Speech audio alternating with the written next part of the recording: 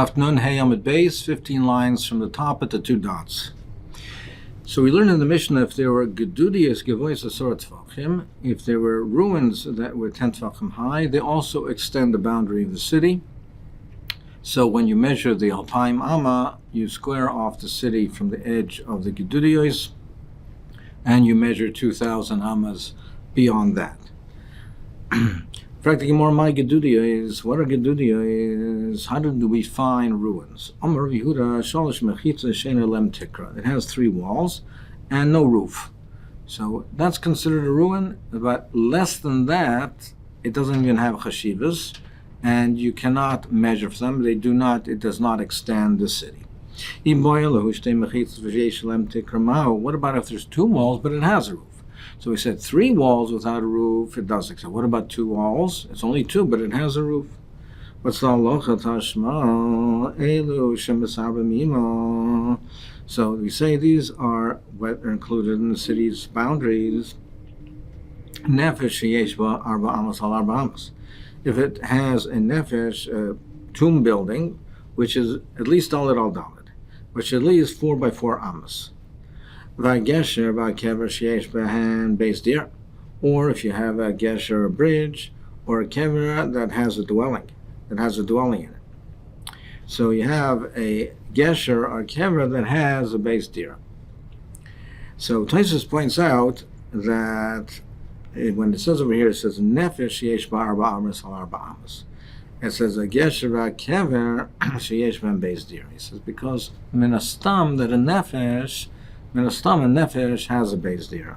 That's the stam. Over here by a gesher, by a bridge and a kever, you have to know that it has a base dir, that it has a dwelling area for a watchman, for a toll collector. It has to have a base dir. You have to know that it has a base dir. But Taisa says the fact that it says by the nefesh arba amos al arba amos, and it doesn't say arba amos habaya gesher and a kever, don't interpret that to mean that a gesher and kever minastam has dalet amos al dalet amos. You might have said, just like we were saying, minastam and nefesh yesh barba amos, it says in nefesh, it doesn't say base dir. But it says gesher and kever yesh ben base dir by gesher because minastam and nefesh has a base dir. Well, you might say in the same way, if a gesher and kever it says has a base dir, it doesn't say dalet amos. Maybe you'll say that it minastam has dalet amos. He says, no, don't make that dir. It doesn't say that because it already said arba amos by the nefesh, so it doesn't have to repeat it over here by the gesher and kever. Continuing on with the brisa, what else is included in the ibur of the city? Ubesa knesses sheyesh ba base dira lachazan, a shul which has a dwelling for the shamas. So it has a base dira, so that's considered a dwelling area. So if you have a shul that's on the outskirts, then that also the city is measured from there. Or if it's a Gaisha city and it has a base of Kom, then it has a dwelling for the priest.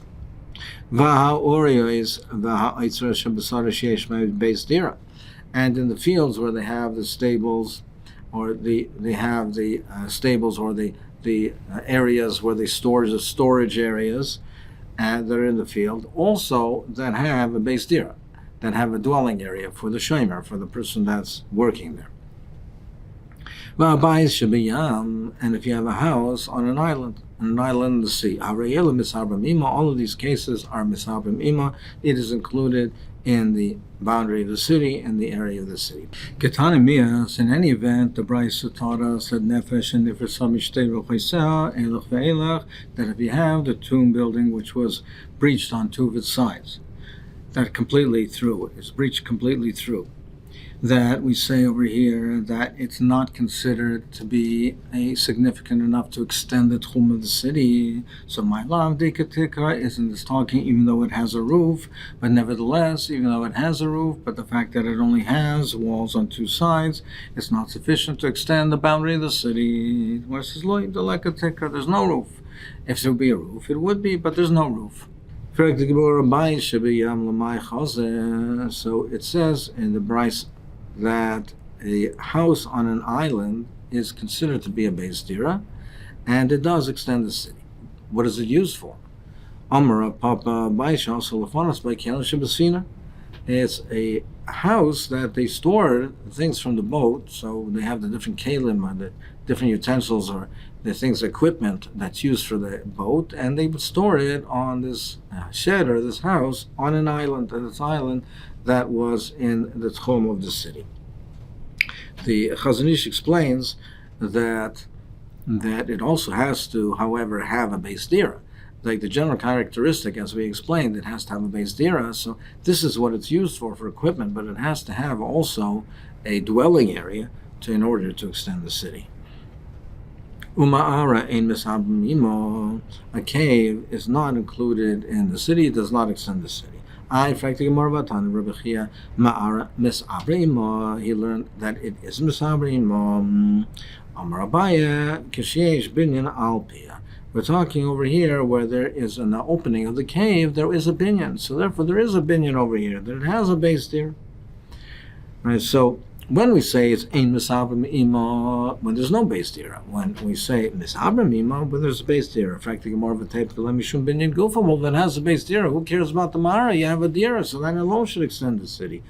More answers, let's hashlim, where the bias itself doesn't have the minimum area of 4 amas by 4 amas. So the bias itself cannot be considered to be a dira. But with combining it with the cave, you have, therefore, the minimum area is considered to be a base dira. Taisus points out, however, that roiv has to be from the bias. The roiv can't be from the cave, the roiv has to be from the bias. Omar Rav Huna. So Rav Huna says, people who dwell in huts, so they're not proper houses, they're huts, they're made out of palm leaves, palm branches. It's not considered to be a city, and therefore we say that a city is all considered combined to be one, it's all considered to be dalet amas, but this is not considered a city. These are temporary dwellings, and therefore each person has to measure the alpine amma from the opening of his hut. You cannot combine it all together as one city. Most of Rav Chisda Kol Yisrael camp along the Yarden from base Hayishimas. So the pasuk continues until Al Velashit. He said, I saw that place, and the size of it was it was 3 parsa by 3 parsa. So it was a parsa is 8,000 amas. So this was 24,000 amas by 24,000 amas. Now, so that's clearly an area that's more than tchum, more than alpayim amma. V'tanya, we learned kishem nifnim, ein nifnim lo lifnei v'lo litzadayim. When they would have to go to the bathroom, so the Shechina is in their camp, and they might be traveling in the front, they might be traveling to the sides, so it might become a place where the Shechina is coming to, so they would have to relieve themselves by going to the back of the camp, to the other end of the camp, to the back of the camp, so presumably they would not be traveling in that direction, it would not be a Malkum Shechina, so that would be a place where they would be able to go to the bathroom. So therefore, they would have to travel the entire length of the camp. The people who were in the front would have to travel the entire length of the camp and go past it. Now, how could they do that on Shabbos? They can only do that if you say that it's considered to be a city, and therefore you can travel through the whole city. Within the whole city, you can travel. Now, if you're saying that the Yeshrit Shrifim is not considered to be a city, that they have these temporary huts, it's not considered to be a city. Well, when they camped in the Midbar, they didn't have houses, they had their tents. So that's equivalent to the Yeshit Tzrifim. And therefore, if you're saying it's not considered a city, how could they go from one end of the camp to the other? So it says, so how could they do it? We're talking about people who live in huts, but in the Midbar, yes, they were temporary dwellings, but it says they would travel by the word of Hashem and camp by the word of Hashem. So Hashem, if the Rebbe told to camp here, that's considered a kviyas. Command the kviyah adami. That's considered to be permanent. That has the halacha of a city, of a community, because they were told there to be there al pi Hashem. That's different. But in general, people who are just living in huts, that's not considered to be a city. Amar Rav Chanan bar Rav Kana Amar Rav Ashi, Im yesham sholosh chatzeres shel shnei batim hukfu. He says, as long as you have 3 chatzeres with 2 houses in each of them, and as Rashi points out that they have proper houses, as long as you have a minimum of, you have the 3 chatzeres with 2 houses in each, 3 chatzeres with 2 houses in each, which are proper houses, that's considered to be a city, a community, and that therefore it joins it together. So we happen to be talking about the people who dwell in huts. So he says, their lives aren't their lives, and the shame of B'neihem ain't shalhem, and their wives and children are not theirs. What does that mean? Tanya Eliezer ish biraya the people who live in these huts, they're like people who live by the graves, by kvorim. It says about their daughters, it's like living with a behema, because since they live in these types of communities, there's pritzes, there's a znus, and therefore their wives are mezana, their children are not theirs, they're mamzerim, and their wives are not theirs. They're the mezana with other men. My time, what is the reason that by Yeshvei Tzrifim that this occurs? Why is this prevalent? Ula Omar she'en lemer chatzos. He says because they don't have bathhouses, and then they're like temporary dwellings or with tents, so there's no bathhouses. The men have to go outside the camp to find a bathhouse. In the meantime, the wives are unprotected, and therefore it leads them to be susceptible to snus. Rav Yochanan Omar. It says because when the women have to be taival, so again there's no mikveh in these camps. They're not proper cities. There's no mikveh. They have to go outside the camp to a mikveh, and therefore men who are rishoyim that will see that the women are going outside, and then they'll abduct them outside, and they'll be mezana with them. My Beinaya, what's the nafkamina between these two reasons? If there's a river close to the camp, so where they live. So if there's a river close to where they live, the women don't have to go outside, don't have to go far away to be toivel, because there's a river there. But the men, nevertheless, have to go to the base of Merchatz, which is far away. So according to the first reason, then there would still be this chashash. According to the second reason, there won't be. So, talking more about cities and cities that are proper to live in and not, Amar Rav Huna kol ir she'ein ba yerek and Talmud Chacham shoy lader by it. City that doesn't have yerakos, there's not available vegetables. The Talmud Chacham shouldn't live there. Rashi explains because the Talmud Chacham has to have an inexpensive source of nourishment, and that will allow him to learn. Yerakos provide that.